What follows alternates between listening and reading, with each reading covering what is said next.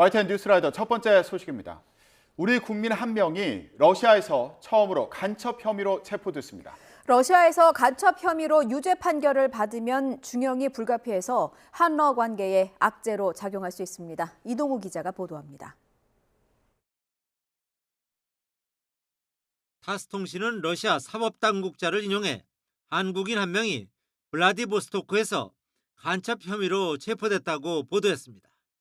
한국인이 러시아에서 간첩 혐의로 체포된 것은 이번이 처음입니다.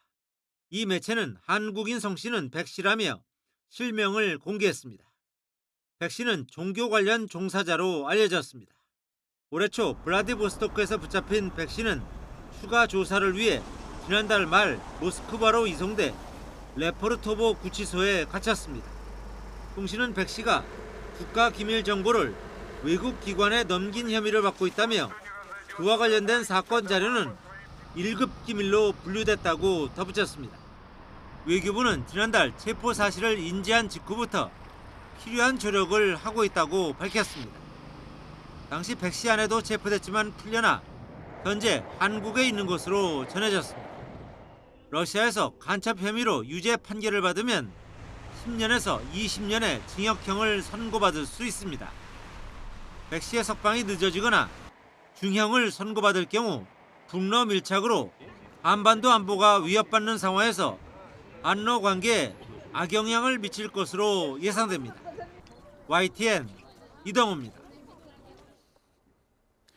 김정은 북한 국무위원장이 핵 협상에 나설 의지가 없는 게 확실하다는 미국 정보기관의 평가가 나왔습니다. 러시아와 군사적 밀착을 이용해 핵 보유국으로 인정받기를 원한다는 관측도 내놨습니다. 워싱턴에서 권준기 특파원입니다. 미국 국가정보국이 공개한 연례 위협평가 보고서는 북한 김정은이 핵 협상에 나설 의지가 없는 게 거의 분명하다고 진단했습니다. 핵무기를 정권의 안보와 국가적 자존심을 보장하는 도구로 인식하고 있어서 포기할 생각이 없다는 겁니다. 이 때문에 김정은은 미국과 동맹을 위협하는 핵 능력을 계속 추구할 거라고 내다봤습니다. 특히 국제사회에서 핵 보유국으로 인정받기 위해 러시아와 군사적 밀착 관계를 이용할 것이라고 관측했습니다. 미국 정보기관은 북한과 중국, 러시아, 이란의 밀착을 주목하면서 이 네 나라가 양자 또는 삼자 협력을 확대하고 있다고 밝혔습니다. 군사, 경제, 정보 분야의 역량을 강화하고 국제사회 압력을 막아내기 위해 서로 뭉치고 있다는 겁니다. 다만 북중러 이란 관계가 공식 동맹에는 미치지 못할 것으로 전망했습니다. 서로 해를 끼칠 수 있다는 불안감을 떨칠 수 없기 때문입니다. Parochial interest, desire to avoid entanglements, and wariness of harm and instability from each other's actions will likely limit their cooperation and ensure it advances incrementally, absent direct conflict between one of these countries and the United States.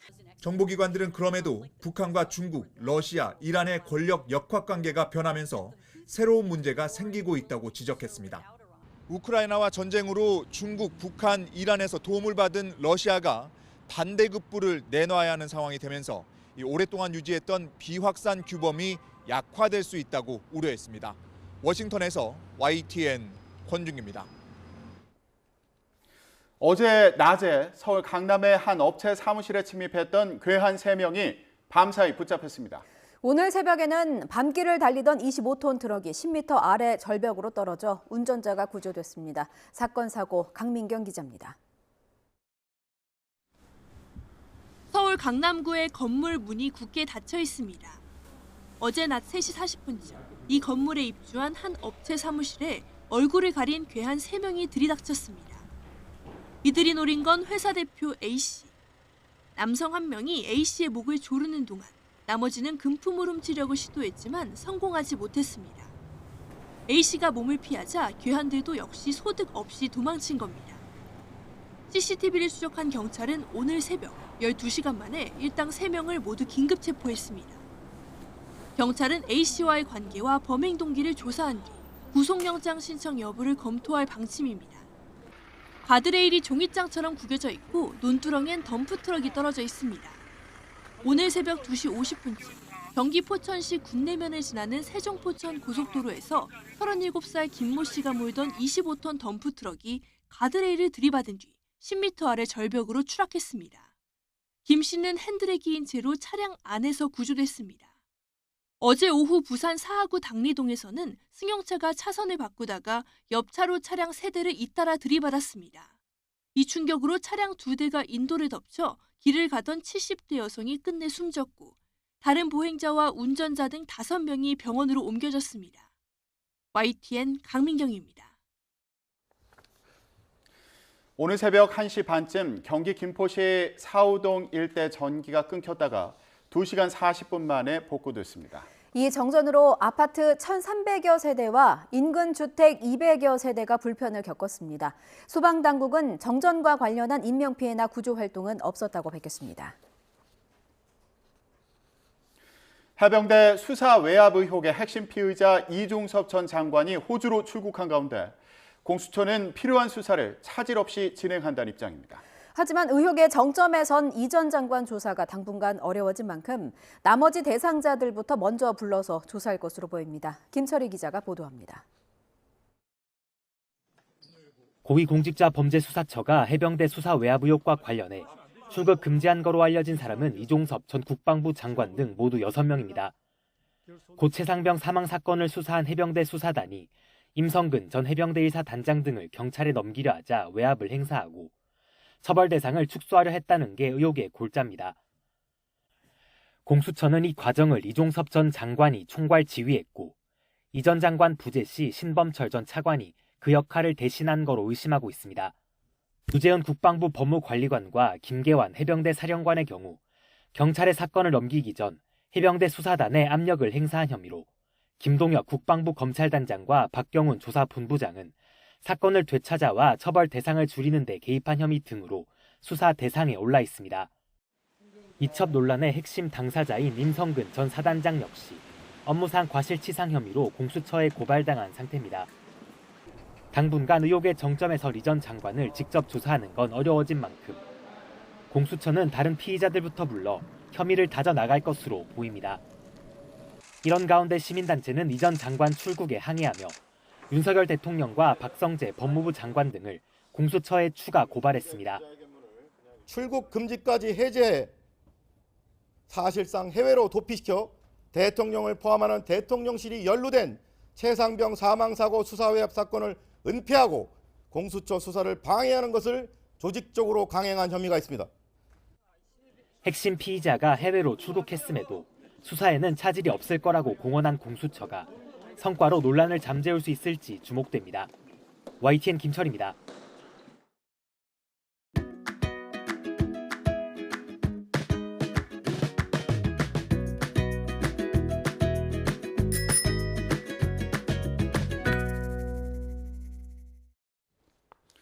현역 의원 하위 10% 페널티를 받은 더불어민주당 비명계 박용진 의원이 당내 경선 결선 투표에서 친명계 정봉주 전 의원에게 밀려서 탈락했습니다. 강민정 중앙당 선관위 부위원장은 어제 서울 강북을 결선과 전략선거구인 세종갑, 경기 화성정, 서울 서대문갑 경선 결과를 발표했습니다. 앞서 강북을에선 박용진 의원과 정봉주 전 의원이 결선을 치렀는데요. 박 의원은 현역 의원 평가 하위 10%에 속해 결선에서도 경선 득표의 30%가 깎이는 불이익을 받으면서 패배했습니다. 청년 전략특구로 지정된 서울 서대문 갑에서는 김동아 변호사가 권지웅 전세사기 고충접수센터장 또 김규현 전 서울 북부지검 검사를 꺾고 공천장을 획득했습니다. 경기 화성정에서는 전용기 비례대표 의원이 세종갑에선 이영선 후보가 경선에서 승리했습니다. 여야의 총선 공천 작업이 마무리돼가는 가운데 더불어민주당은 김부겸, 이해찬, 이재명 이렇게 3인 공동위원장 체제의 선거대책위원회를 꾸리기로 했습니다. 국민의힘에서는 한동훈 비상대책위원장과 이뉴한 전 혁신위원장이 지역구와 비례대표 선거를 각각 이끄는 투톱 체제가 거론되고 있습니다. 김대겸 기자가 전해드립니다. 민주당 내 공천 갈등에 쓴소리를 아끼지 않던 김부겸 전 총리가 선거대책위원회 합류를 전격 선언했습니다. 윤석열 정권을 심판하기 위해 이제는 친명, 비명이란 말도 버리자며 통합을 강조했습니다. 친명이니 친문이니 하는 이런 말들 이제 우리 스스로 내다버립시다. 우리는 다 민주당입니다. 작은 차이와 다름을 내려놓고 선거 패배 시 책임을 떠안을 수 있다는 일부 측근들의 반대가 있었지만 결단을 내린 것으로 알려졌습니다. 김 전 총리의 합류로 이재명 대표와 이해찬, 김부겸 전 총리의 3인 공동선대위원장 체제가 출범을 앞두게 됐습니다. 이른바 문명 갈등의 최대 내관이었던 임종석 전 대통령 비서실장의 총선 지원 가능성까지 제기되며 통합 행보에 탄력이 붙을 거란 전망이 나옵니다. 공동선대위원장을 포함해서 참여하면 좋겠다는 의사가 전달된 바 있습니다. 임종석 전 실장께서도 그런 것들을 다 감안해서 국민의힘에선 한동훈 비상대책위원장과 이뇨한 전 혁신위원장의 이른바 투톱카드가 거론되고 있습니다. 지역구 선거에선 한동훈 비대위원장을 중심으로 방탄심판론과 힘있는 여당론을 집중 부각하고 이재명 대표는 바쁘시잖아요. 재판 가셔야 되고 하니까 혼자서 선거를 지휘하시기가 어려울 겁니다.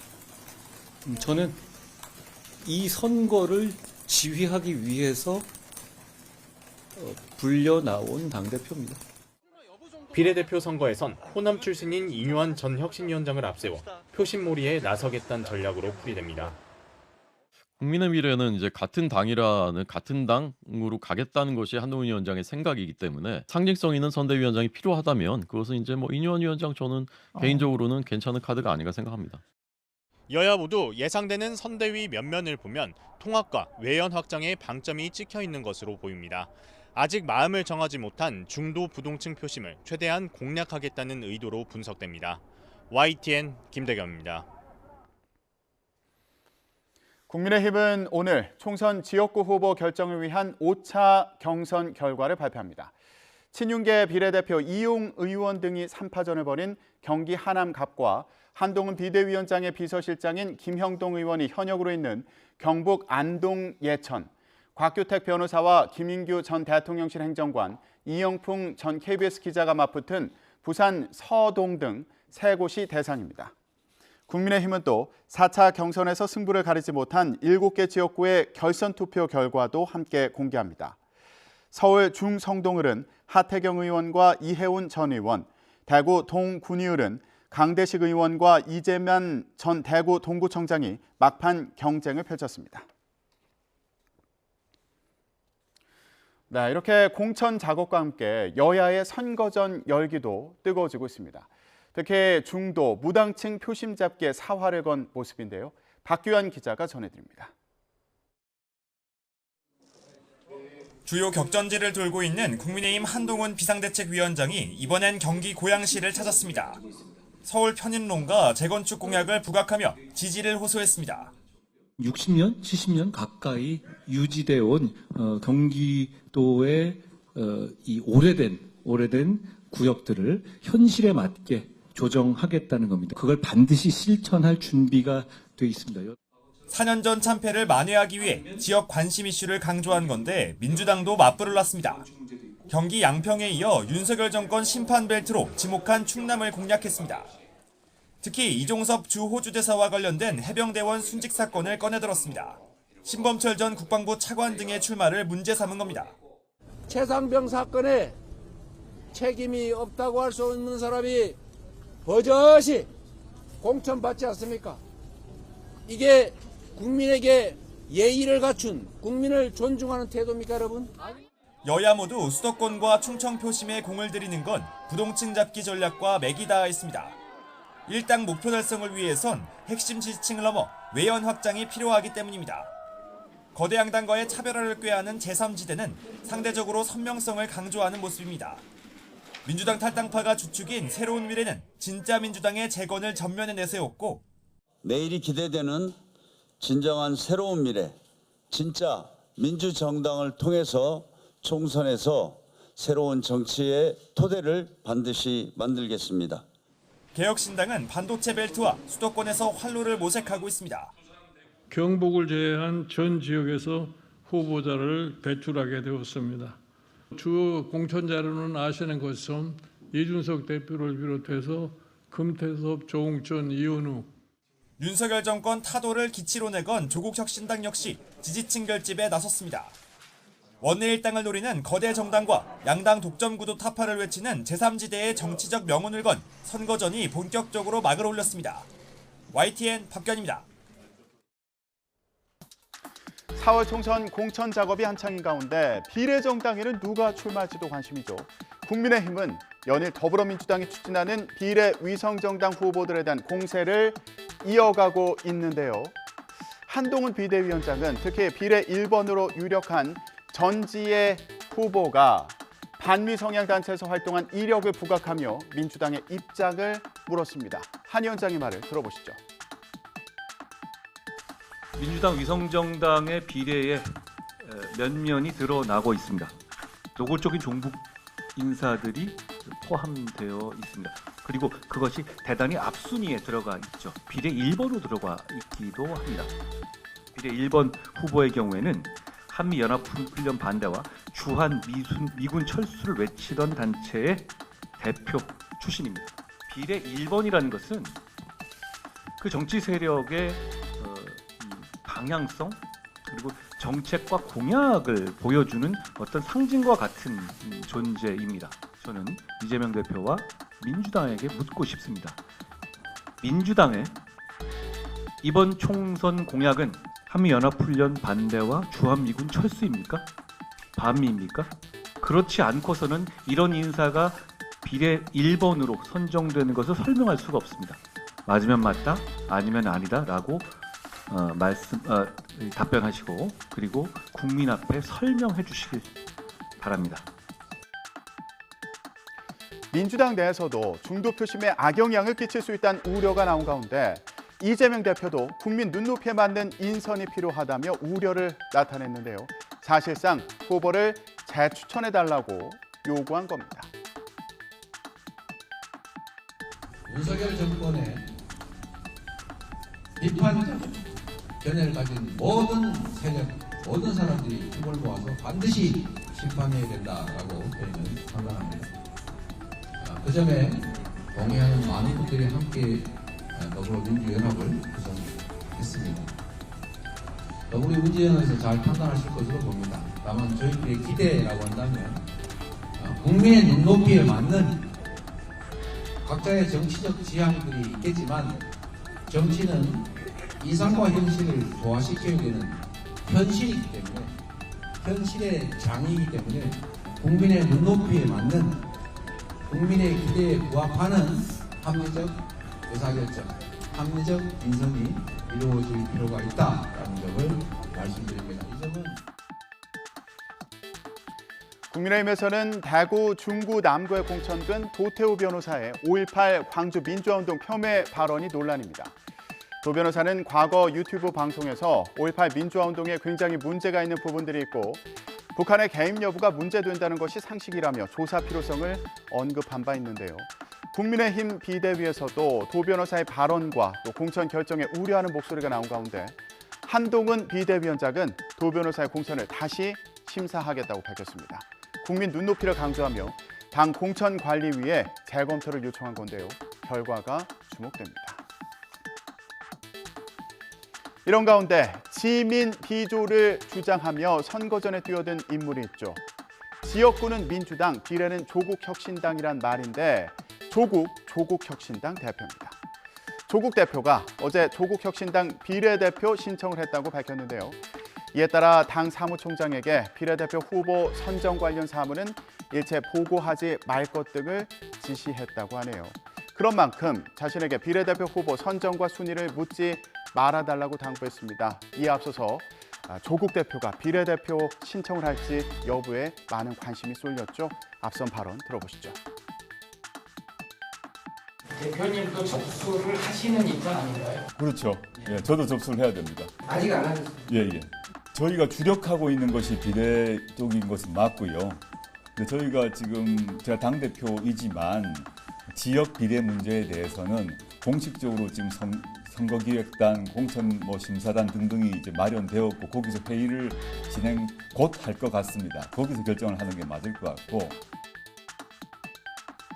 그런데 어제 조국혁신당에 오랜만에 낯익은 얼굴이 등장했습니다. 가수 리안데요. 리아는 지난 대선 때는 민주당 후보였던 이재명 대표의 등장곡을 부르는 등 이 대표 캠프에서 활동하기도 했습니다. 리아의 발언을 들어보시죠. 정치도 문화입니다.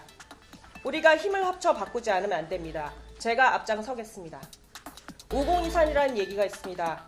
세상을 바꾸는 힘은 끝까지 함께 노력하는 데서 오는 것임을 알려주는 고사입니다.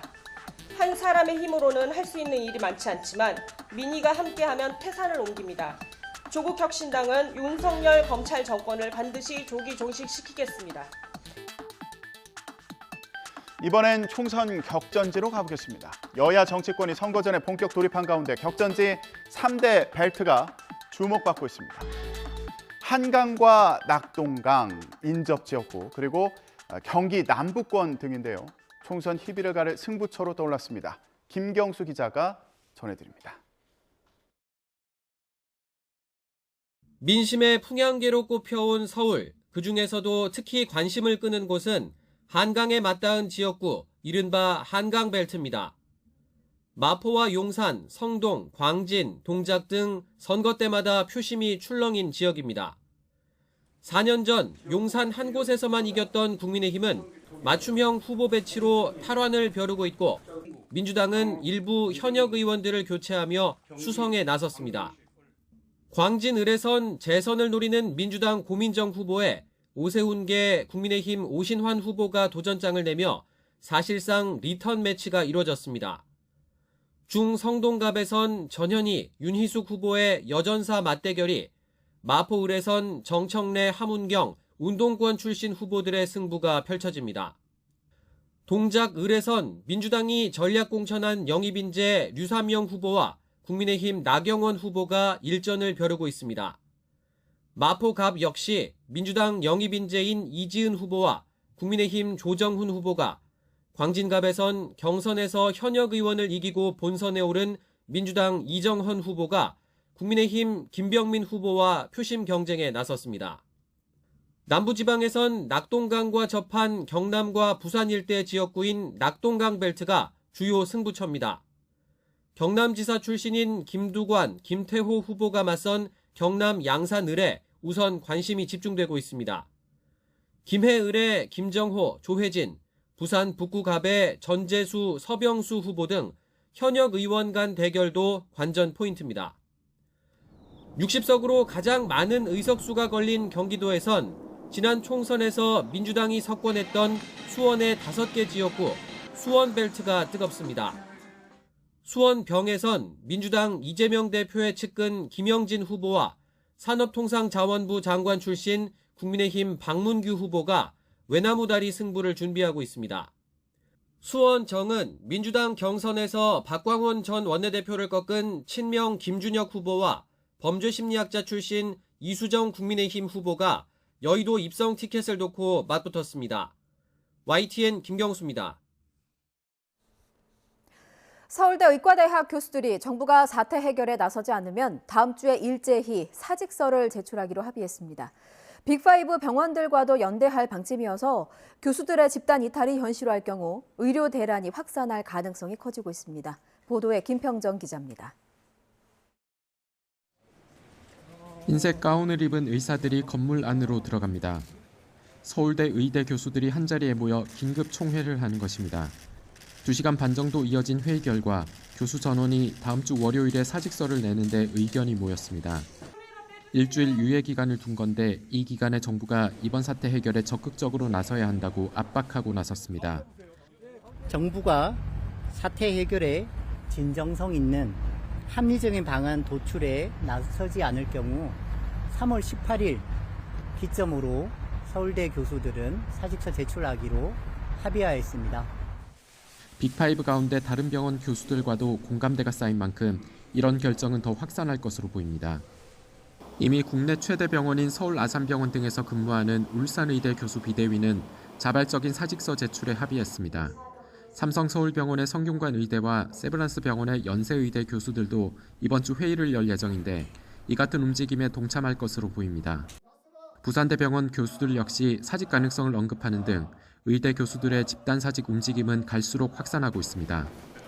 정부가 조건 없는 대화에 나서지 않고 전공에 대한 사법 처리와 대량 학생 휴학이나 유급이 도래된다면 어쩔 수 없이 우리 의과대학 교수들이 사직할 수밖에 없음을 경고합니다. 지난주 한 차례 모임을 한 전국 30여 개 의대 교수 대표들은 이번 주 다시 모여 추가 대응 방향을 논의할 계획입니다.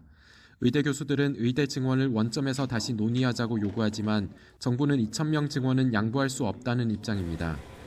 전공의에 대한 행정처분과 의대생에 대한 유급이 현실화하면 교수들 역시 집단행동에 나설 가능성이 큰 상황입니다. 의대 교수들의 집단행동이 현실화하느냐에 따라 의료공백 사태의 향방이 결정될 전망입니다. YTN 김평정입니다.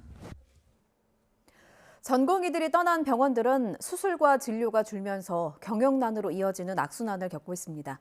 울산대와 부산대학교 병원은 이미 비상경영체제로 전환했는데 다른 병원들도 상황이 크게 다르지 않아 보입니다. 신지원 기자입니다.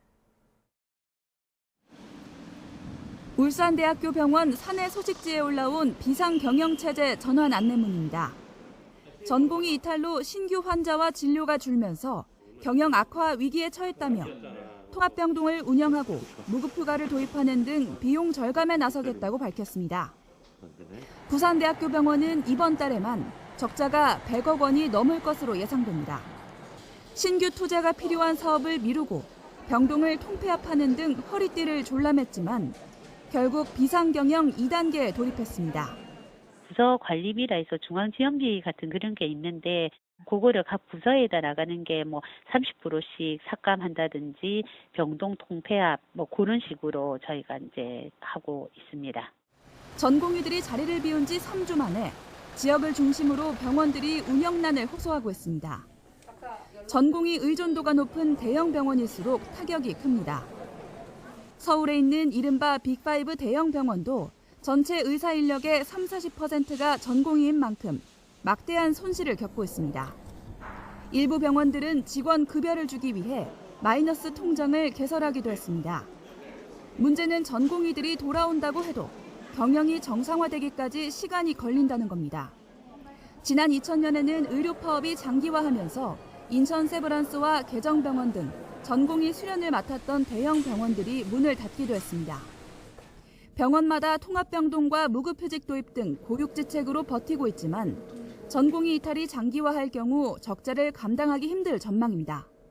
YTN 신지원입니다. 대한의사협회가 전공의 블랙리스트 작성을 사주했다는 의혹과 관련해 경찰이 본격적인 수사에 착수했습니다. 신귀혜 기자입니다.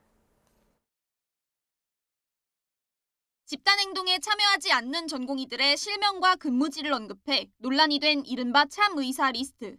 대한의사협회가 블랙리스트 작성을 사주했다며 협회 도장이 찍힌 공문이 인터넷 커뮤니티에 게시돼 논란은 더욱 커졌습니다.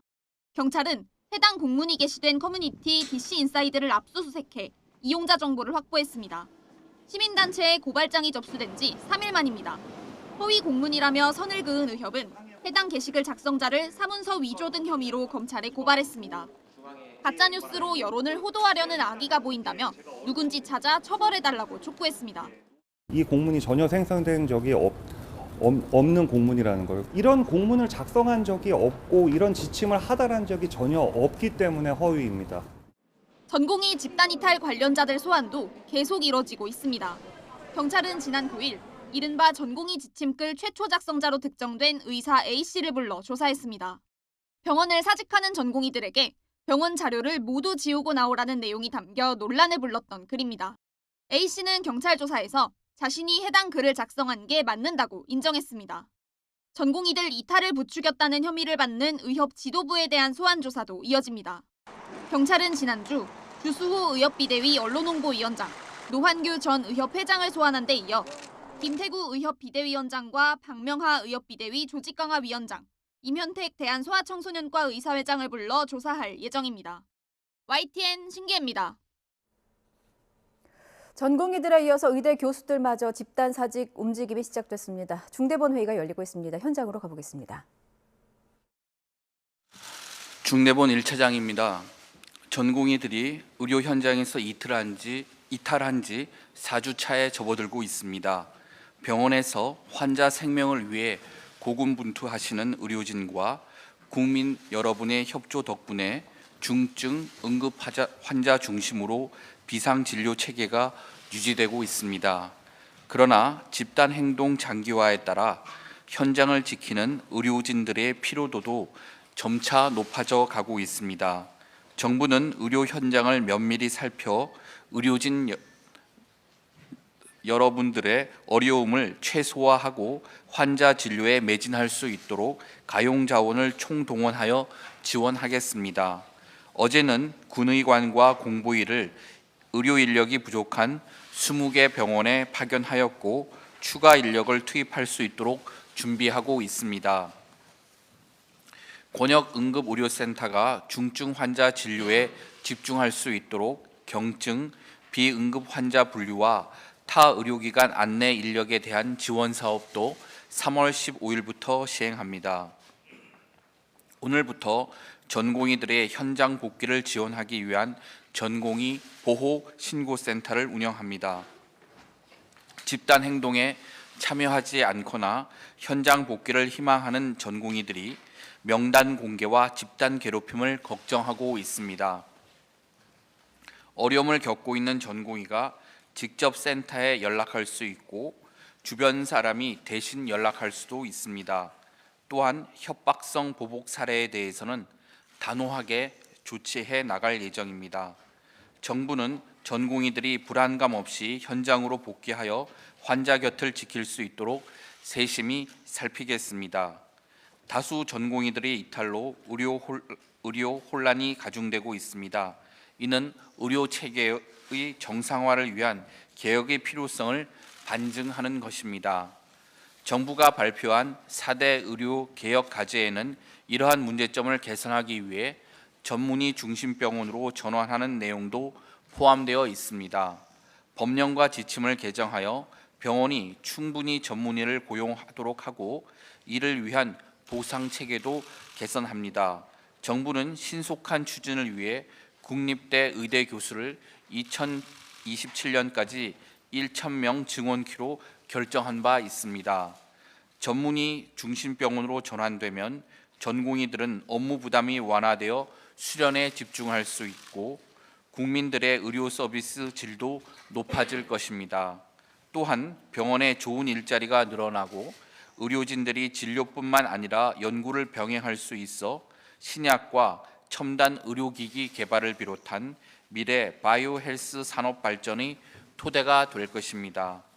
정부는 지난주부터 현장에 복귀하지 않은 전공의들에게 면허 정지 처분 사전 통지를 발송하고 있습니다.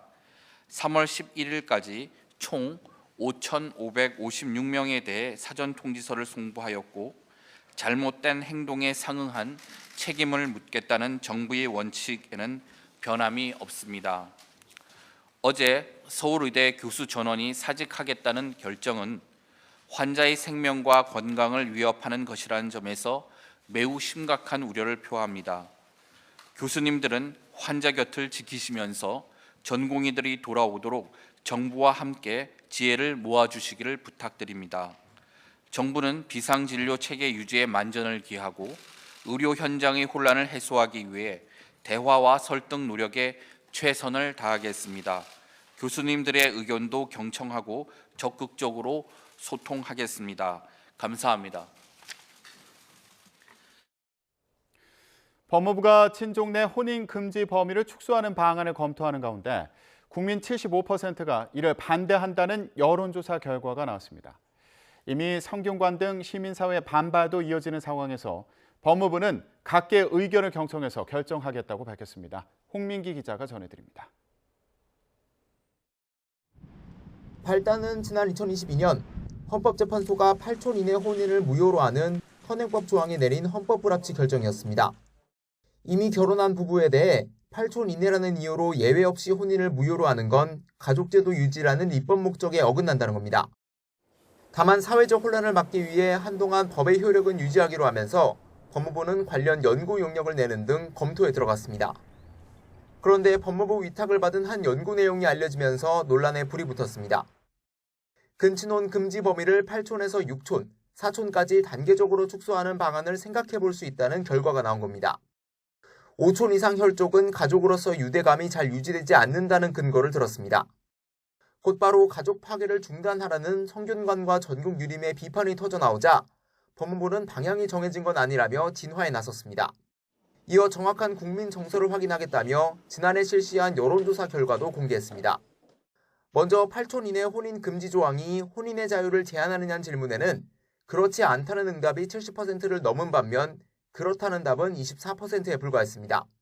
근친혼 금지 범위에 대해선 지금처럼 8촌 이내가 적절하다는 답이 75%였고 6촌 이내라는 응답은 15%에 불과했습니다. 법무부는 여론조사 결과와 함께 사회 각계의 의견을 충분히 경청해 국민이 공감할 수 있는 법안을 마련하겠다고 밝혔지만 급격한 근친혼 범위 축소를 반대하는 목소리는 더욱 커질 전망입니다. 정부에서도 이미 여론조사를 한 거고 지금 이제 언론에서 많이 이렇게 했으면 이거는 뭐 국민 정서상 이런 것 때문에 더 이상 검토 안 하겠다 이렇게 뭐 언명만 해주면 헌재 결정에 따라 현행법이 효력을 잃는 시한은 오는 12월 31일로 그 전에 법무부가 어떤 결론을 내놓을지 주목됩니다. YTN 홍민기입니다.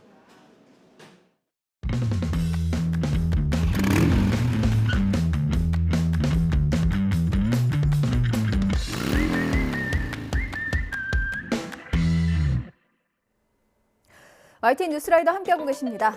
현직 교사들이 뒷돈을 받고 사교육 업체에 문제를 팔고 있다. 한간에 이런 소문이 돌았습니다. 에이 설마 우리 선생님이 그럴 리 없어. 학생들의 믿음은 산산조각이 났습니다. 파는 사람, 사는 사람, 감사원이 수사 요청한 인원만 56명입니다. 3년 동안 18억 9천만 원의 매출을 올렸대요. 이거 뭐 문제만 팔았겠어요? 양심도 팔았습니다. 출판사 차려서 책 팔고 학원에 판 문제 학교 시험 문제로 또 내고 절망적인 건요. 이게 빙산의 일각일 수도 있다는 점입니다.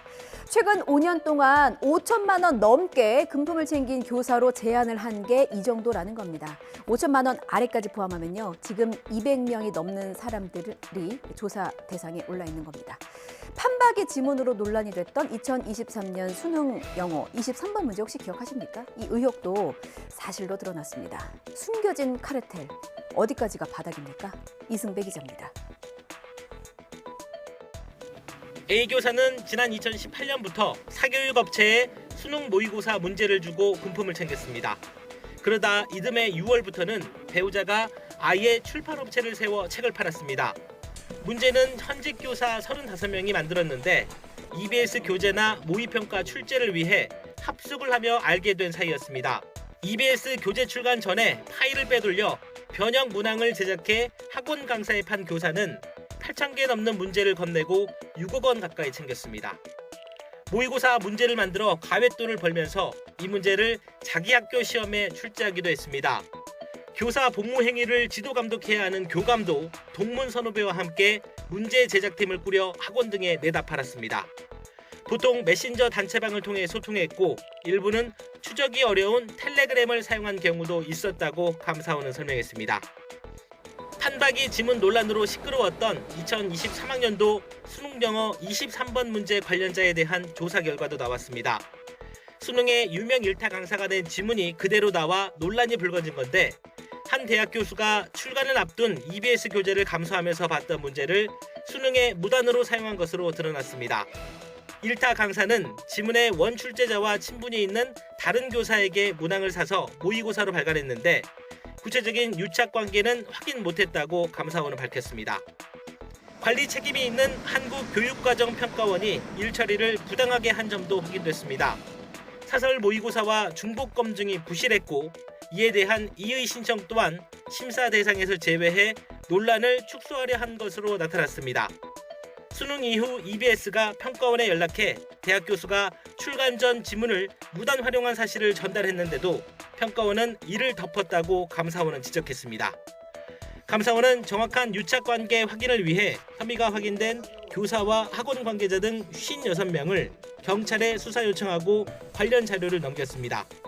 신속한 수사가 필요한 사항에 대하여 2024년 2월 7일 등 3차례에 걸쳐 교원, 학원 관계자 등 56명을 청탁금지법 위반, 업무 방해, 배임수 증제 등의 혐의로 경찰에 수사를 요청하였습니다.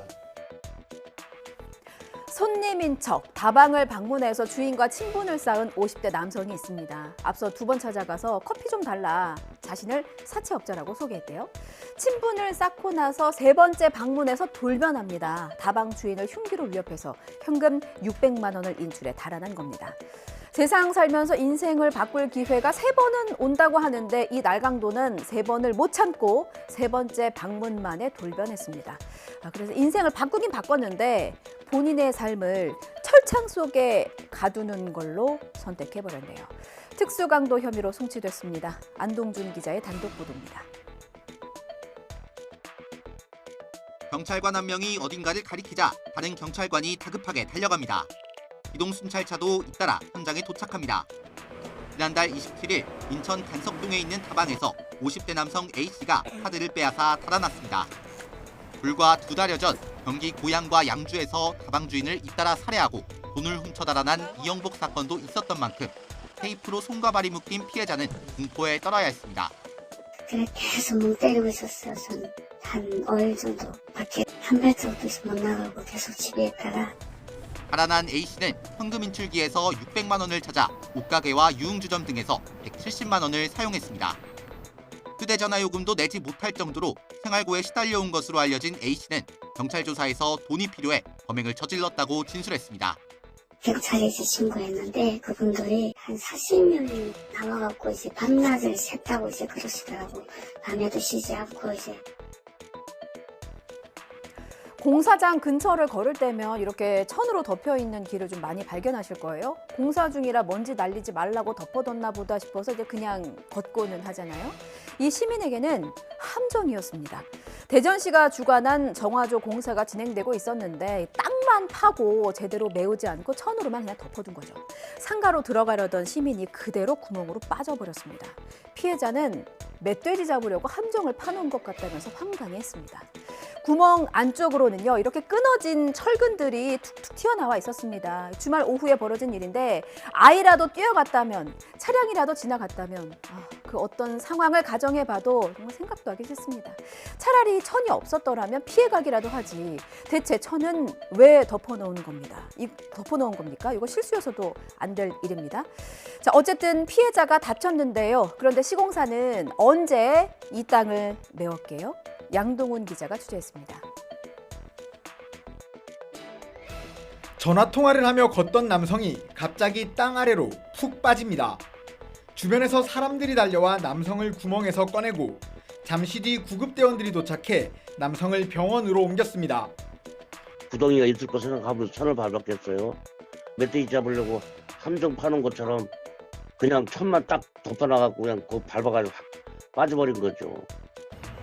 사고 지점에서는 정화조를 폐쇄하고 오수관로로 직접 연결하는 직수공사가 대전시 주관으로 진행되고 있었습니다. 당시 상가에 입주한 교회에 가던 피해자는 다리를 다쳐 병원에서 입원 치료를 받고 있습니다. 내부에는 뭐 철근이 삐죽삐죽 튀어나와 있고 만약에 아이들이 뛰어가다가 거의 넘어졌다고 그러면은 큰 더 사고가 나지 않았을까 그런 생각을 하고 있습니다. 시공사는 사고가 난 다음 날 아침 뒤늦게 땅을 다시 메우고 다졌습니다.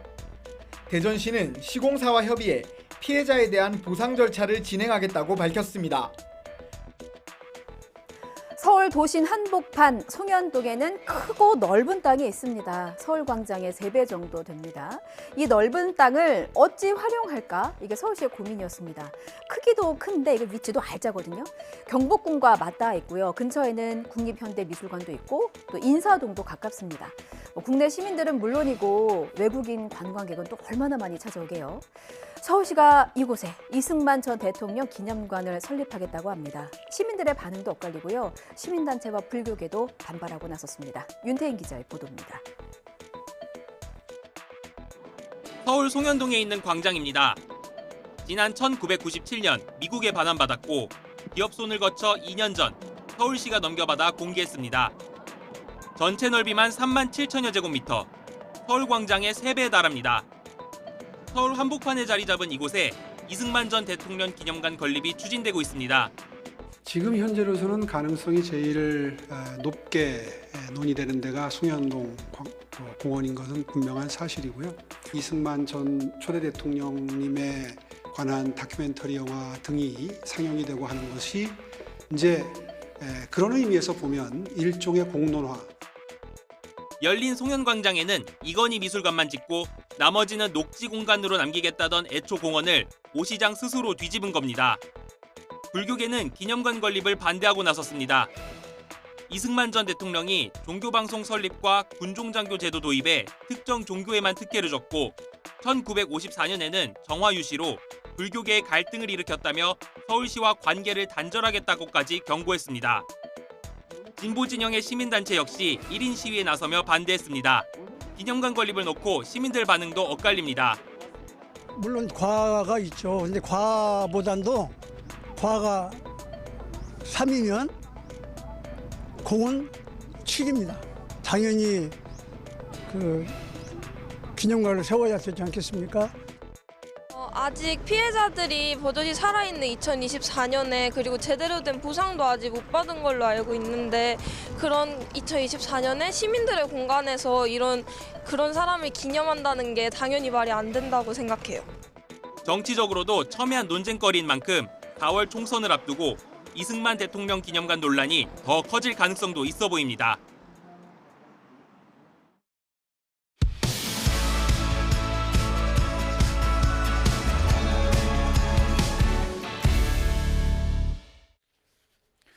요즘에 사과를 금사과다, 귤은 금귤이다. 이렇게 부른다고 합니다. 요즘 마트에서 장 볼 때 한숨 나오는 분들 많으시죠. 과일값이 올라도 무섭게 올랐습니다. 무려 32년 만에 가장 큰 폭으로 뛰어 올랐다고 하는데 대체 어디까지 또 언제까지 오르는 걸까요? 전문가와 함께 알아보겠습니다. 권혁중 경제평론가 나와 있습니다. 안녕하십니까? 네, 안녕하십니까? 네, 아니 요즘에 과일에 금자를 안 붙이면 뭐 어색하다 이런 얘기도 있습니다. 네. 사실 뭐 금사과, 뭐 금귤, 뭐 최근에 와서 이제 많은 분들이 이렇게 부르고 있는데요. 제가 사과를 하나 샀습니다. 아니 사과 비싸다는데 어떻게 또 사오셨어요? 5개 들어있더라고요. 5개 들어있는데 이게 뭐 14,750원. 그러니까 하나당 3,000원짜리예요. 아 그래요? 네. 싸게 사신 거 아니에요?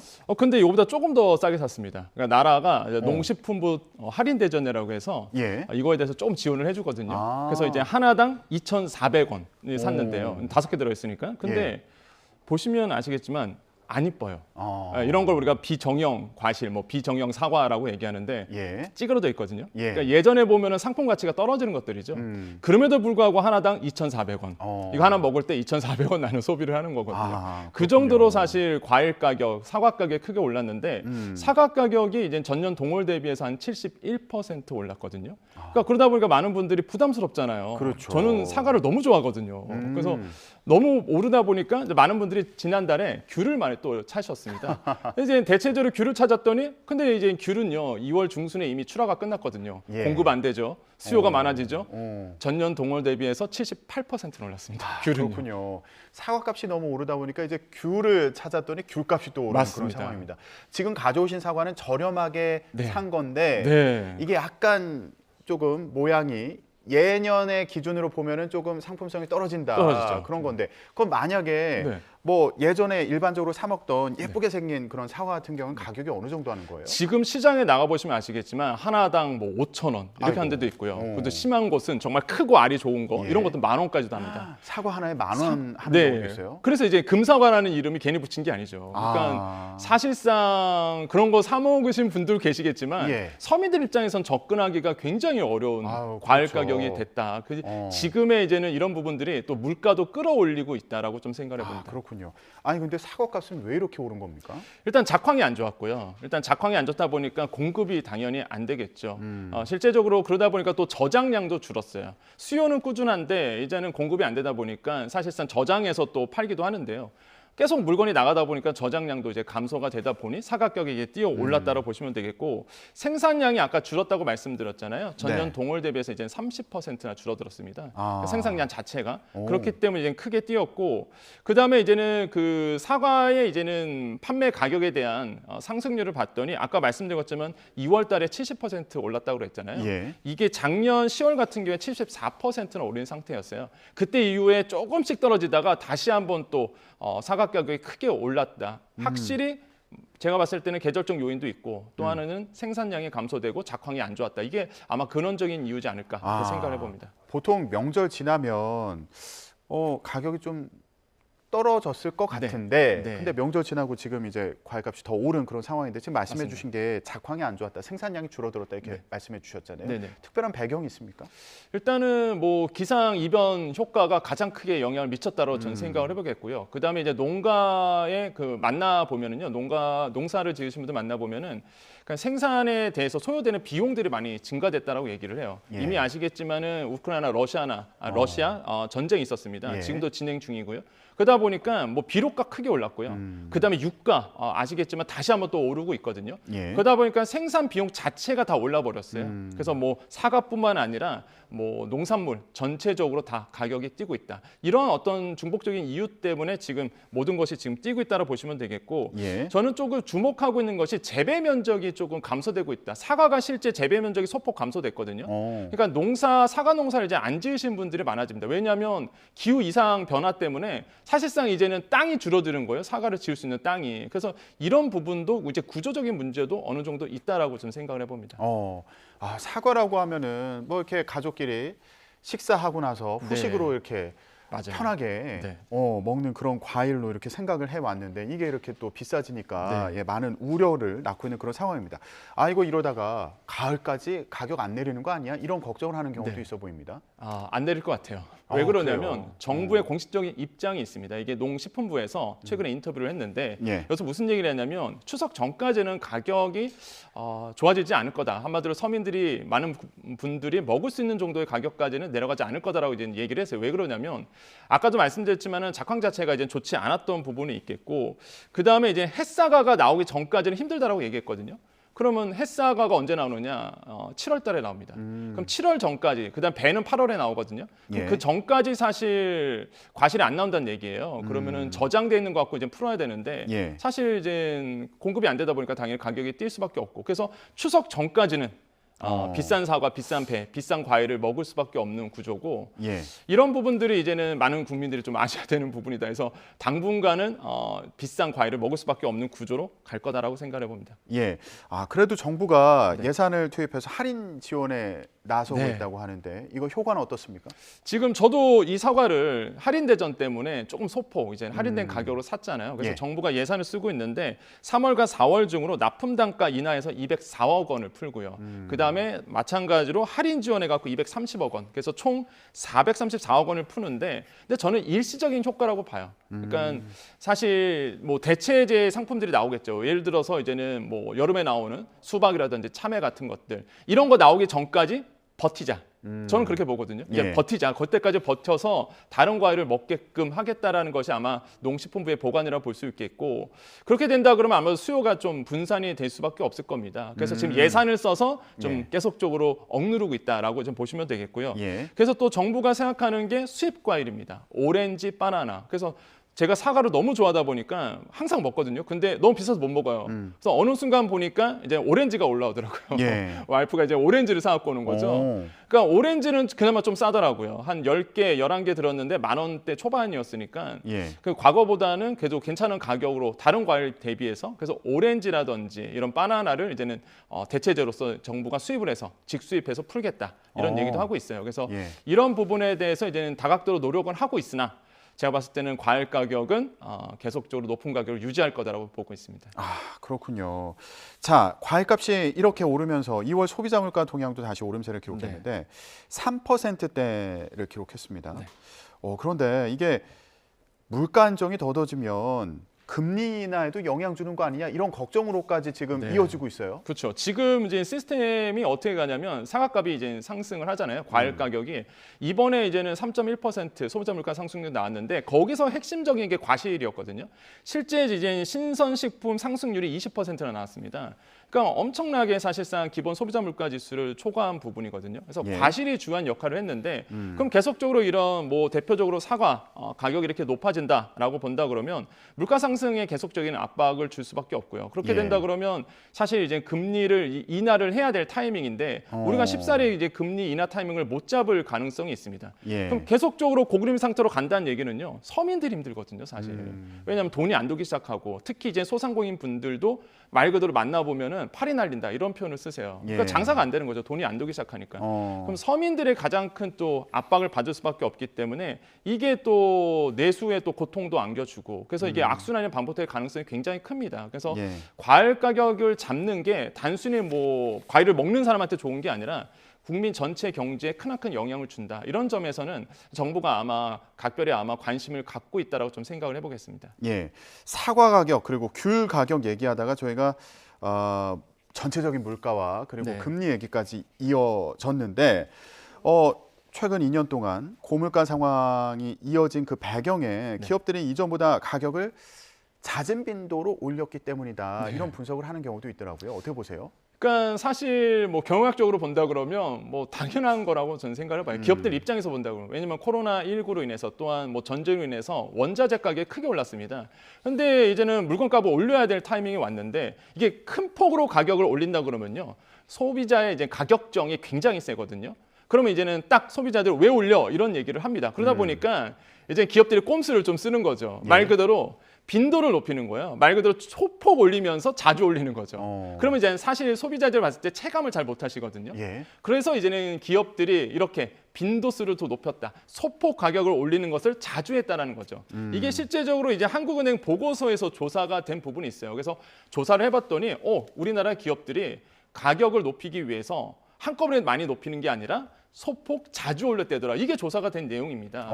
그래서 이제 기업들이 이런 전략을 했는데 들켰죠. 지금 상으로 본다 그러면. 그래서 아마 기업들이 또 다른 전략을 가지고 올 수도 있겠지만은 일단은 지금 우리나라의 기업들은 그렇게 해서 가격을 올려갔다라는 것이 팩트다라고 말씀드립니다. 예, 이렇게 고물가 그리고 고금리 시대가 이어지면서 좀 허리띠를 졸라매야겠다 이런 분들 많이 계실 텐데 2030 청년들 사이에서 짠테크 열풍이 불고 있다. 이런 기사들이 요즘 눈에 많이 띕니다. 맞습니다. 이게 트렌드에 굉장히 민감하고요. 무엇보다 이제는 경기가 안 좋아지고 그다음에 이제는 고물가 시대에 학생들이 가장 먼저 또 반응을 해요. 왜냐하면 지갑이 얇거든요. 그렇죠. 청년들이 또.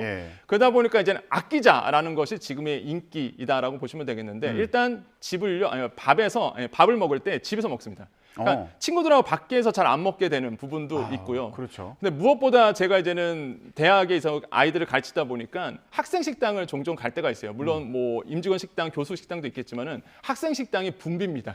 어제도 제가 다녀왔는데 5,200원이거든요. 학반 식당이 많이 올랐죠 또 예전보다는.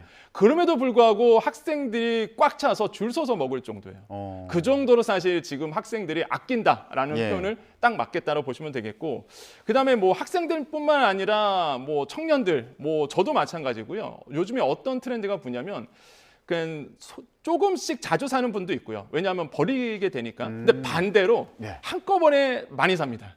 할인 혜택 때문에 그런 거예요? 그게 한꺼번에 그러니까 도매형 창고들이 많잖아요. 요즘에 할인 창고들. 거기서 한꺼번에 사서 싸게 사거든요. 그런 다음에 소분합니다. 집에 와서. 그다음에 얼려버리죠.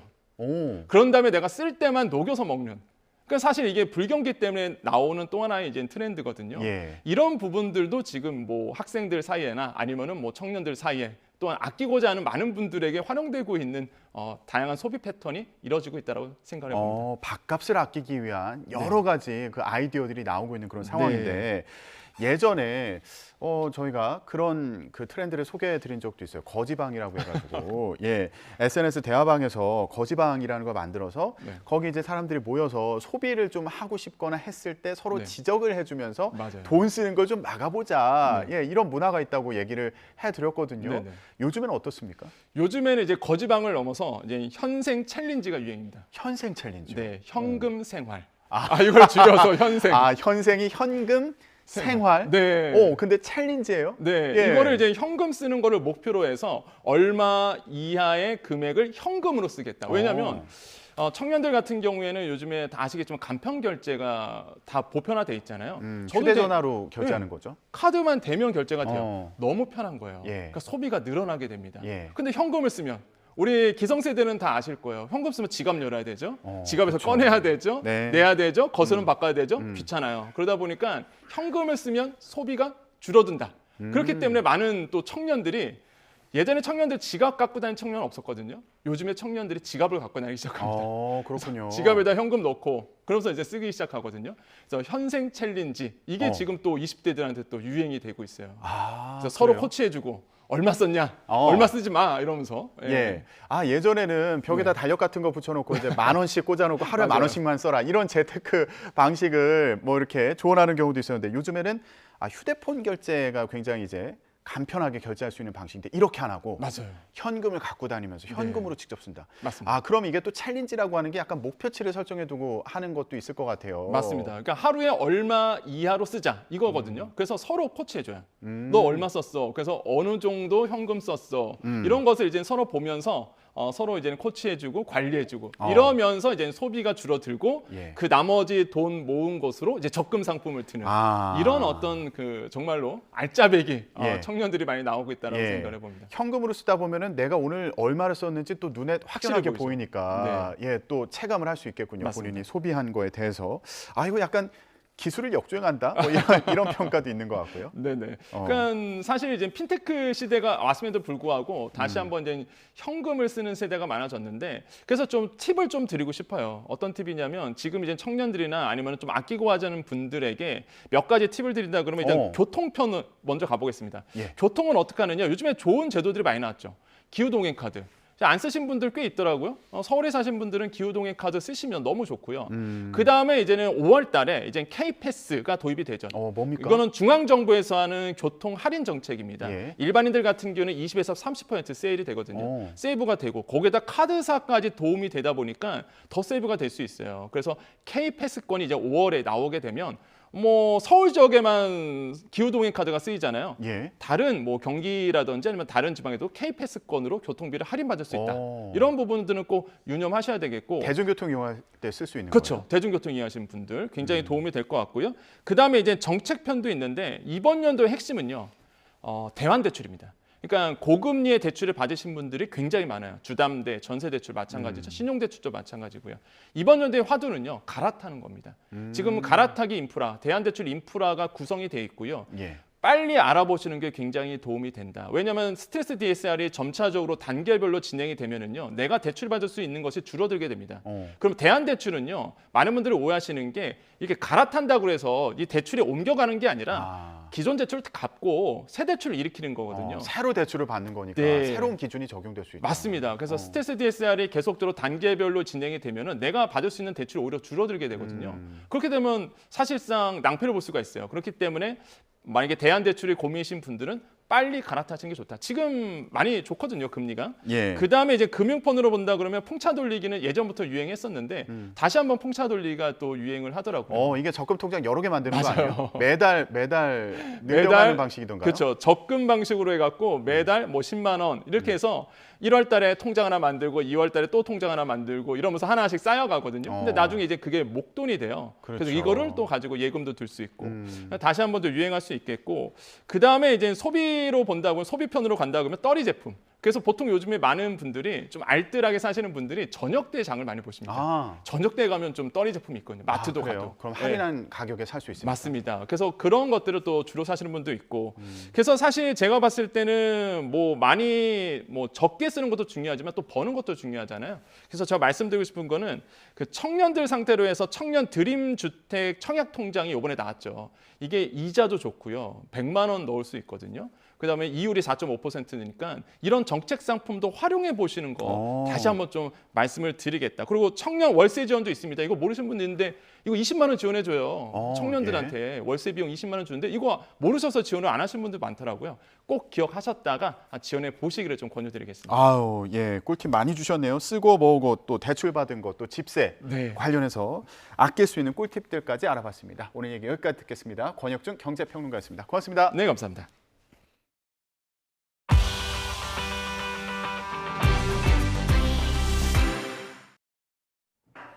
가상화폐 대장주인 비트코인이 연일 최고가를 갈아치우고 있습니다. 블룸버그 통신이 집계하는 비트코인 국제 가격은 미국 동부 시간으로 오전 7시 반쯤 전장 마감보다 4.03% 오른 72,234달러, 우리 돈으로 9,469만 원을 기록했습니다. 이는 지난 8일 사상 처음으로 7만 달러를 돌파한 데 이어서 최고가를 계속해서 경신하고 있는 것입니다. 이렇게 비트코인 탓에 가상자산 시장이 다시 한번 뜨거워지고 있습니다. 덩달아 국내 비트코인 현물 ETF 도입 여부에도 관심이 쏠리고 있습니다. 엄윤주 기자입니다. 역사상 최고점을 찍은 비트코인 가격이 숨고르기에 들어갔습니다. 가격 조정이 시작된 거라는 관측과 더 오를 거라는 의견이 엇갈리고는 있지만 분명한 건 다시 붐이 일고 있다는 점입니다. 무엇보다 그 배경에는 지난 1월 미국 금융당국이 비트코인 현물 ETF를 승인하면서 시작된 기관 투자자 유입이 있습니다. 현물 ETF 나오고 난 다음 거의 10조 원 가까운 돈이 유입이 됐고요. 넘는 돈이. 여기에다가 4월 반감기 있죠. 또 금리 인하에 따른 달러 이제 약세까지 호재가 많지만 덩달아 국내 투자자 수요도 뜨겁습니다. 대표적인 과열 지표인 김치 프리미엄은 5%를 넘어설 정도입니다. 총선을 앞둔 정치권이 코인 투자자들의 표심을 잡기 위해 공약 전쟁에 나서는 이유기도 합니다. 민주당이 대표적입니다.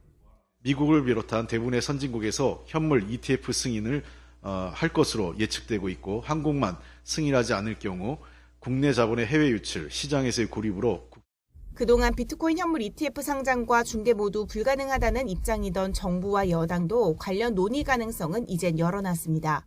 하반기쯤에 어차피 지금 가상자산 2차 입법이 논의가 돼야 될 것들이 이제 국회가 새로 열리게 되면 그게 이제 필요하기 때문에 그 시점에 제가 이제 조심스럽게 전망을 하자면 하반기쯤에 공론화의 장이 열리지 않을까 이렇게 생각합니다.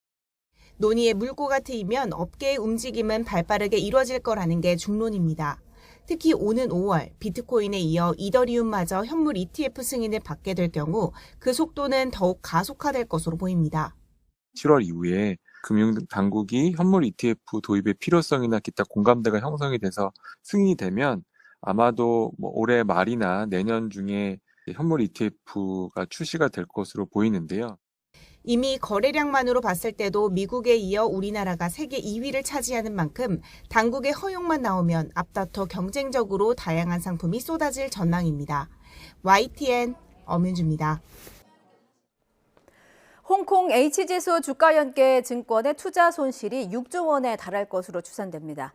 금융당국은 다양한 불안전 판매 사례를 확인했다며 판매사가 최대 100%까지 배상할 수 있는 기준안을 마련했습니다. 이형원 기자입니다.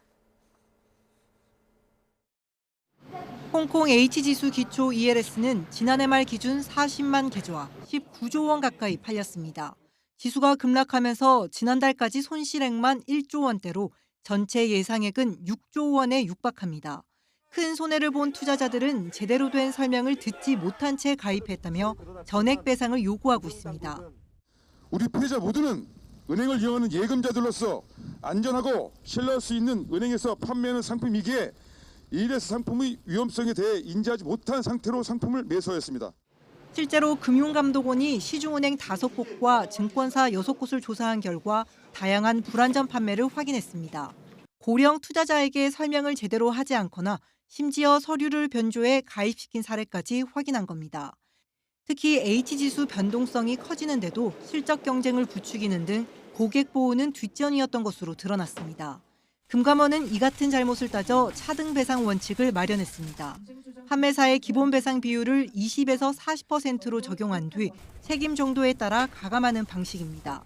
고용자 등 금융 취약계층, 예적금 가입 희망 고객 등을 대상으로 등이 제대로 보호받지 못한 경우에는 배상 비율이 가산되는 반면 ELS 투자금이 많거나 금융 지식 수준이 높은 고객 등에 대한 판매는 배상 비율이 차감하는 이론적으로는 0%에서 최대 100%까지 배상할 수 있게 해 전액 배상 가능성을 열어줬습니다. 하지만 실제 평균 배상 비율은 과거 DLF 사태 때보다 낮아질 것으로 보입니다. 사모펀드인 DLF와 비교해 ELS가 상대적으로 대중화된 상품인데다 절차적 하자는 덜했다는 점이 고려됐습니다. DLF 때보다 그 판매사의 책임이 더 인정되기는 좀 어렵지 않겠느냐. 배상 비율 이런 부분들이 더 높아지지는 않을 걸로 보고 있고 다수의 케이스가 20에서 60% 범위 내에 금융사들은 이 기준안에 따라 자율 배상에 나설 수 있는데 강제성이 없는 만큼 합의에 이르지 못하면 법적 다툼으로 넘어가게 됩니다. YTN 이영훈입니다. 네, 스포츠 이슈 살펴봅니다. 먼저 축구부터 볼게요. 우리 대표팀은 갈등을 딛고 다시 원팀이 될 수 있을까? 장원구 스포츠 칼럼니스트와 함께합니다. 어서 오십시오. 네, 안녕하세요. 예, 자 여기 손흥민 선수와 이강인 선수 사진을 저희가 백으로 써봤습니다. 네. 자, 일단 어제 황선홍 축구대표팀 임시 감독이 다음 주 태국전에 나설 23명의 대표팀 명단을 발표했습니다. 네. 총평부터 좀 들어볼게요. 일단 크게 세 파트로 나눌 수가 있어요. 네. 일단은 카타르 아시안컵 출전했던 주축 멤버들은 있고요. 주축 멤버들. 예. 그다음에 이제 카타르 월드컵에 참가했다가 빠졌던 선수들 중에 복귀한 선수들이 또 있고요. 그다음에 이제 제일 중요한 부분이 이건데 예. K리그에서 두각을 나타냈던 새로 보강된 선수들이 또 있습니다. 사실은 이게 축구 팬 입장에서 가장 반가운 부분인 것이 클린스만 감독이 있을 때는 K리그를 전혀 안 봤기 때문에 예. K리그에 잘하는 선수들인데도 보강이 안 됐었는데 그렇죠. 이번에 황선홍 감독은 그것을 잘 해내지 않았을까 이렇게 예. 보입니다. 세 부분을 짚어주셨는데 하나하나 볼게요. 일단 네. 아시안컵의 주축 멤버들. 네. 저희 사진으로 이미 나와 있어서 많이들 궁금해하실 것 같아서 네. 이른바 하극상 논란을 일으켰던 이강인 네. 선수를 발탁했습니다. 네. 어떻게 보셨어요? 이게 참 논란이 많았잖아요. 네. 뭐 여론조사를 해봐도 뭐 반반 나오고 해야 된다 말아야 된다. 근데 저는 그냥 이렇게 말씀드리고 싶어요. 황선홍 감독의 워딩 그대로 네. 뭐 지금 한번 발탁 안 했다고 그래서 문제가 해결되는 게 아니다. 그리고 경기장에서 있었던 문제는 경기장에서 풀자. 예. 그리고 제일 중요한 거 이강인 선수가 반성을 했고 진심으로 사과를 했고 그리고 감독이 직접 두 사람과 전화 통화를 아주 오랫동안 했다고 그래요. 그래서 최종적으로 결론이 났어요. 예. 제가 좀 다른 비유를 한번 들어볼게요. 네. 뭐 예를 들어서 유명한 한류 스타 영화 배우, 대배우가 있고 젊고 잘생기고 연기 잘하는 떠오르는 조연급이 있는데 둘이 싸웠어요. 그래서 영화를 찍니많이 하는데 감독이 나서서 내가 책임지겠다, 둘 다 쓰겠다 해서 1000만 돌파를 하면 그 감독의 결정이 옳은 것이고 예. 폭망하면 그 감독의 결정이 잘못된 것이 되는 거죠. 예. 마찬가지로 황선홍 감독이 선택을 한 거예요. 매우 어려운 시기에 황선홍 감독이 선택을 했고 손흥민 선수가 주연 배우고 이강인 선수가 제일 중요한 조연 배우가 된다고 했을 때 예. 두 사람의 화합을 이제 황선홍 감독이 잘 이끌어서 제일 중요한 게 이제 21일 하고 26일 열리는 태국전 두 경기잖아요. 예. 거기서 결과가 좋으면 황 감독의 선택이 옳은 것이고 혹시라도 삐끗해서 뭐 잘못된 경기가 나면 그것도 전적으로 황 감독이 책임을 지는 거거든요. 예. 근데 어떻게 보면 이강인 선수를 뽑을 때 가장 고심을 많이 하고 어떻게 보면 그 리스크를 가장 많이 아는 사람이 황 감독이거든요. 그래서 이제는 뭐 명단이 발표되기 전에는 왈가왈부할 수 있습니다. 네. 갑론을박이 있을 수 있는데 결정이 됐잖아요. 예. 이제는 우리 팬의 입장에서 믿고 응원해주고 박수를 쳐주는 일만 남았다. 모든 건 황 감독의 결정이고 잘 돼도 황 감독의 영광, 잘못되면 황 감독의 책임이다. 네, 그렇게 가야 될 것 같습니다. 황선홍 감독이 스트라이커 출신이잖아요. 네. 스트라이커답게 전면에 서서 정면 돌파 의지를 비쳤습니다. 그러니까 네네. 그 국민 팬들은 좀 응원을 해주고 그리고 선수들은 경기장 안에서 경기력으로 그 결과를 증명하면 된다라는 말씀으로. 그리고 또 한 가지 예. 말씀드리면 사람은 누구나 실수를 할 수 있잖아요. 그렇죠. 저도 살면서 많은 실수를 했고 사람은 실수를 할 수가 있는데 저 오늘도 실수 여러 번 했잖아요. 네. 이강인 선수 굉장히 큰 잘못을 한 게 맞아요. 네. 정말 큰 잘못을 했지만 한 번은 용서를 해주자. 만약에 이게 반복이 된다면 안 되겠죠. 예. 그렇지만 한 번 용서를 해주고 대한민국 축구의 소중한 자원이기 때문에 이제 좀 잘 화합을 해서 갔으면 좋겠습니다. 그럼요. 예, 많은 응원 부탁드리겠습니다. 그리고 카타르 월드컵의 1등 공신들도 승선을 했어요. 그렇죠. 뭐 손흥민 선수를 비롯해서 예. 이제 이재성 또 황인범 뭐 이런 선수들 다 김민재 예. 이런 선수들 다 이제 들어왔기 때문에 네. 어차피 뭐 그 선수들이 주축을 이루는 건 맞고요. 단지 이 K리그에서 두각을 나타냈던 그 수비형 미드필더 정호연 선수라든가 예. 그다음에 이제 왼쪽 풀백을 보는 그 이명재 선수 이 두 선수 그리고 공격수의 주민규 선수 이 선수들이 이제 K리그에서 두각을 나타낸 선수들인데 예. 한번 이 황선홍 감독에게 실험을 통해서 어떻게 적응을 하는지 한번 지켜봐야 될 것 같습니다. 지금 네. 짚어주신 선수들이 그 K리그를 사랑하는 축구 팬들이라면 너무나 잘 알겠지만 네. 모르시는 분들도 있을 것 같아요. 그래서 이번에 새롭게 합류한 K리거들의 장점을 좀 설명해 주시면 좋겠어요. 먼저 주민규 선수 득점왕 출신이라면서요? 황선홍 감독이 이 얘기를 했습니다. 한 네. 줄로 표현을 했어요. 지난 3년 동안 50골 이상 넣은 K리그 공격수 없다. 주민규 선수 말고는. 네, 그렇죠. 예. 그 한 줄이 모든 것을 대변을 합니다. 사실은 주민규 선수는 뭐 벤투 감독 있을 때도 그렇고 크리스만 감독 있을 때도 그렇고 뭐 기자들이나 팬들이 한번 뽑아서 테스트는 해볼 수 있지 않느냐. 예. 데리고가는 건 고사하더라도 테스트라도 해봐라 이렇게 얘기를 했는데 그게 안 됐었거든요. 근데 이제 33살의 나이에 처음 대표팀에 정말 늦깎이 대표 네. 선수가 됐네요. 아마 그 주민규 선수가 발표한 날 뭐 밤잠을 못 자지 않았을까. 하여튼 잘하기를 기대를 하는데 하여튼 이 선수가 골을 넣는 데는 정말 탁월한 선수예요. 그래서 지금 그 포지션에 조규성 선수가 주전이고요. 오현규 선수는 좀 요즘 폼이 좀 떨어져 있고 그 포지션에 또 황의조 선수는 개인적으로 불미스러운 일 때문에 지금 대표팀에 소집이 못 되고 있기 때문에 주민기 선수가 이번 태국전에 한번 뭐 주전은 아니더라도 뭐 교체 멤버라도 뛰면서 뭐 한번 자신의 진가를 발휘한다면은 저는 계속 소집될 가능성도 충분히 있다 이렇게 보여지고 정호연 선수는 이제 중앙 미드필더, 수비형 미드필더인데 사실은 그 카타르 월드컵 때 박용우 선수가 좀 부진하면서 좀 비판을 많이 받았는데 그 포지션을 대체를 할 것 같고 이명재 선수는 이제 그 왼쪽 풀백 선수인데 그 카타르 아시안컵 때 이기재 선수가 좀 부진했죠. 그래서 이제 그 탈락하고 이명재 선수가 대신 그 자리로 왔는데 하여튼 지금 말씀하신 이선 선수는 일단 K리그에서 그 K리그 팬들로부터 또 전문가들로부터 많은 인정을 받고 있는 선수이기 때문에 이번 태국전을 통해서 좀 제대로 된 모습을 한번 보였으면 좋겠습니다. 네, 뭐 선수는 실력으로 증명하면 네. 되죠. 주민규 선수 날카로운 발끝으로 존재의 이유를 보여주시기 바랍니다. 대기만성이라는 말도 있으니까 늦깎이지만 그래도 네네. 계속해서 대표팀에 합류해 주시길 바라고요. 끝으로 축구와 관련해서는 한 선수만 더 살펴보겠습니다. 이승우 선수 이번에 이제 합류할까 말까 굉장히 관심이 많았는데 황선홍 감독도 끝까지 마지막까지 코치진과 얘기를 많이 했고 고심을 했다고 합니다. 그런데 합류하지는 못했네요. 이것도 또 황선홍 감독의 워딩 그대로 하면 고민을 많이 했다. 그러나 이선 공격수 중에 우리 선수들이 좋은 선수들이 많아서 아깝게 탈락했다. 이게 황선홍 감독의 워딩이에요. 우리나라 이선에 손흥민, 이재성, 이강인, 홍현석, 엄원상 등이 있어요. 그러니까 공격형 미드필더 또는 윙 자리에 굉장히 좋은 선수들이 많거든요. 거기에다가 황희찬 선수는 이번에 부상으로 못 왔습니다만 황희찬 선수도 있어요. 그렇기 때문에 이 포지션이 사실은 우리나라가 제일 두텁고 잘하는 선수들이 많은 포지션인데 저도 그러나 이성우 선수가 제가 보기에 요즘 하는 걸 보면 국가대표로 뽑힐 수 있을 만한 레벨까지는 올라갔다고 생각을 해요. 그렇기 때문에 아직 그 월드컵 예선전이 많이 태국전 빼고도 한 12경기가 남았거든요.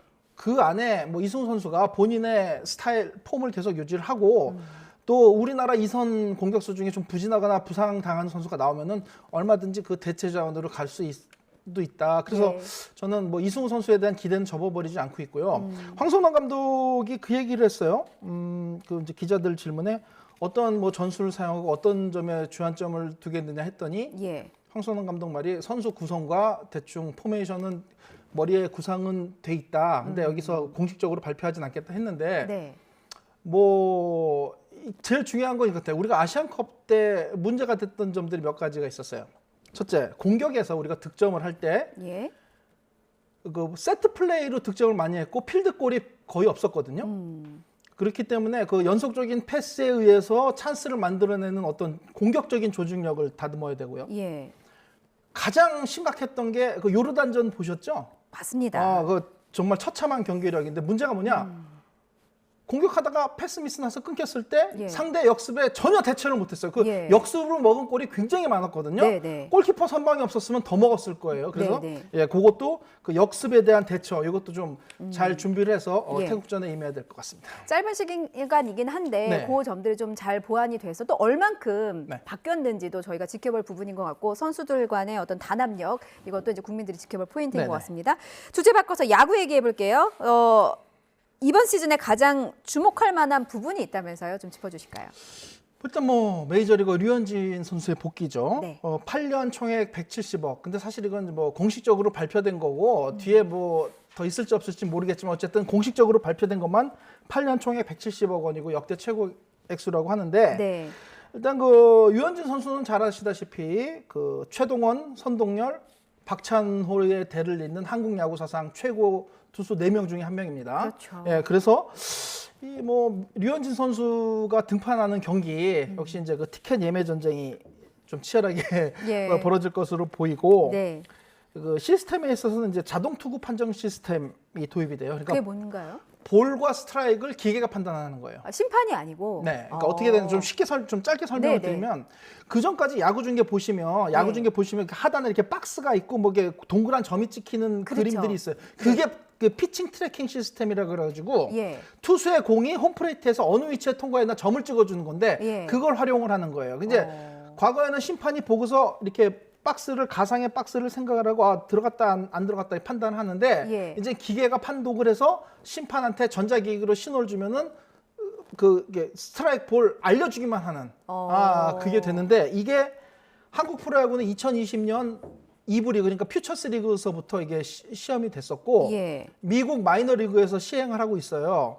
근데 프로야구 1부 리그 정규 시즌에 도입하는 건 대한민국이 세계에서 최초예요. 그런가요? 예, 그래서 메이저 리그나 그다음에 일본 프로야구 NPB에서도 예. 이걸 굉장히 주의 있게 볼 것이다. 예. 네, 그래서 아마 이게 어떤 우리나라가 이제 그 제대로 이거를 시행을 하면 예. 이제 메이저 리그나 NPB에서도 뭐 몇 년 안에 그 같이 하지 않을까 이렇게 생각이 듭니다. 예, 그래서 세계 이목이 또 KBO 네. 리그에 네네. 죄송합니다.